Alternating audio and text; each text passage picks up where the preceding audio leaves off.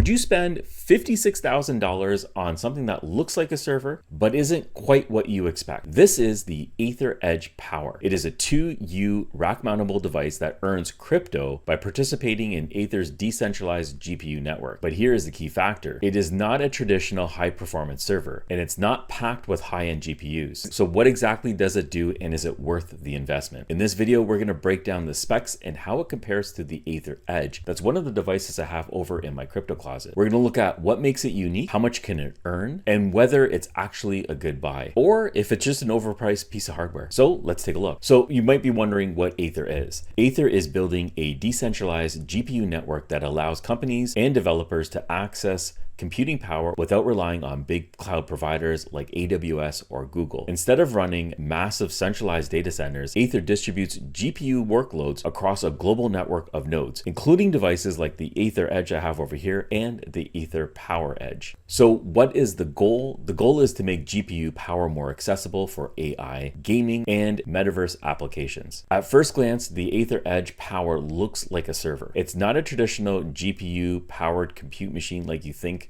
you'd find in a data center. It's 2U or 2 units on a rack. I have another server rack right over here, and you can take a look at that, and it'll take up 2 slots over here. At the top, I have my UDM Pro, and I also have a switch. So basically, if you combine these two together, one of these Aethir Edge Power units will take up that full entire slot. So I'll just quickly run over what I found on the Helium Deploy website. They have some screenshots and also throw them up on the screen over here. So for computing power, it's going to be using the Qualcomm Snapdragon 8 series. There is 4 blades installed. Each is equipped with 10 computing units for a total of 40 channels. This is basically going to be like taking 40 of the Aethir Edge devices and throwing it into one. It's equipped with 25 gigabit optical ports as well as 2.5 gigabit Ethernet ports. So bandwidth is not going to be an issue. So the power consumption is 500 watts. That is basically the power consumption of some of the smaller box miner ASICs that I have. So the power consumption is not a lot, but you still have to account for that when you're talking about usage and your total cost overall. So I can also touch on rewards a little bit right now. So I have an Aethir Edge that I have in the crypto closet, like I had mentioned, and that is earning me 100 ATH per day. Based on the estimates for this one, it's going to be 40 times the earnings of my device. So if I'm earning 100 ATH per day, this Aethir Edge Power is going to be earning 4,000 ATH per day. So the current price right now for ATH is 0.036, so about 3.5 cents. And if you're going to put in 4,000 of these tokens per day, so you're earning about $146 per day with this unit, which means that you're going to be earning about $4,380 per month. That's based on today's pricing. Everything's going to fluctuate and be all over the place. Pricing for any crypto right now is all over the place based on what's happening with Trump in the US. So this could go up, it could go down. I'm not really sure. There's also a vesting period that comes along with Aethir. The vesting period is rewards are unlocked over 180 days. So even though you're earning these tokens like I am right now, you don't have access to it for 180 days after it's been registered. So only a portion of this will be liquid at a time, and the market volatility will affect how much you actually earn. Price can go up, the price can go down. So that also means your earnings can go up and down. So even though you've earned these tokens today, the actual value of it 6 months, 9 months, a year from now won't actually be the same. So similar to the Aethir Edge, there's going to be a staking amount required for these tokens. So the staking amount as of right now is going to be 86,120 of the ATH tokens. That is going to be roughly about $6,000. So that's what you have to stake in order for you to be earning the token. One important thing about staking means that you're going to be locking your tokens towards the hardware device that you have. This does not mean it's burned. You still have access to the tokens. You have to unstake and then you can get your tokens back. Device cost is going to be $56,000. The staking cost is going to be, at today's price, $6,028. So the total upfront cost is going to be $62,028. So now we're assuming that you're going to be earning 4,000 ATH per day.